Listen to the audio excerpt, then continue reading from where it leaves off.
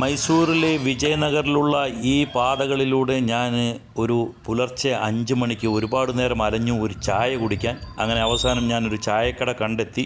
അതിന് മുൻപിലുള്ള ഒരു അമ്പലവും. ഇപ്പോൾ ഞാൻ വന്നിരിക്കുന്നത് എൻ്റെ വൈഫിനെയും കൂട്ടി ആ അമ്പലത്തിലൊന്ന് തൊഴുകുക, അതിന് ശേഷം ഈ കടയിൽ നിന്നും ഒരു ചായ കുടിക്കുക എന്നുള്ള ഉദ്ദേശത്തോടെയാണ്. ഇത് നമ്മൾ മൈസൂരിലത്തെ വിജയനഗറിലുള്ള ഒരു അമ്പലമാണ്.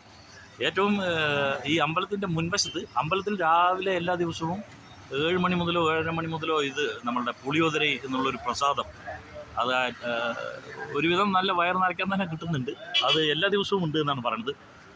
പിന്നെ ജനുവരി 1-ാം തീയതി 2 ലക്ഷം പേർക്കോ മറ്റേ ഇവിടെ ലഡ്ഡു വിതരണം ചെയ്യും. അപ്പം അത്രയും തിരക്ക് ആ സമയത്ത് വരും. അതേമാതിരി ഇതിൻ്റെ മുൻവശത്തായിട്ട് തന്നെ ഇങ്ങനൊരു നവദുർഗ ടീ സ്റ്റാൾ എന്ന് പറഞ്ഞിട്ടൊരു കടയുണ്ട്. ഇവിടുത്തെ ചായ ഭയങ്കര ടേസ്റ്റി ആയിട്ടുള്ളൊരു ചായയാണ് കേട്ടോ ഇവിടെ കിട്ടുന്നത്.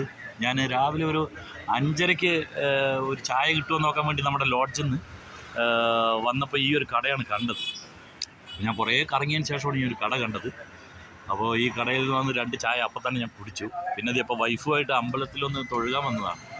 അപ്പോൾ തൊഴുത് അവർ പറഞ്ഞു അങ്ങനെ 9:30 തൊട്ട് 10 മണി വരെയാണ് പ്രസാദം കിട്ടുകയെന്നാണ് പറഞ്ഞത്. പക്ഷേ അമ്പലത്തിൻ്റെ ഉള്ളിൽ പോയപ്പോൾ അവർ തോന്നുന്നു 7:30 മുതലേ സ്റ്റാർട്ട് ചെയ്യുന്നു. അപ്പോൾ നമ്മൾ അതും കഴിച്ചിട്ട് പിന്നെ ഇവിടുന്ന് ഇപ്പോഴും 2 ചായ വന്ന് കഴിച്ചു. അടിപൊളി ടീ ആയിരുന്നു.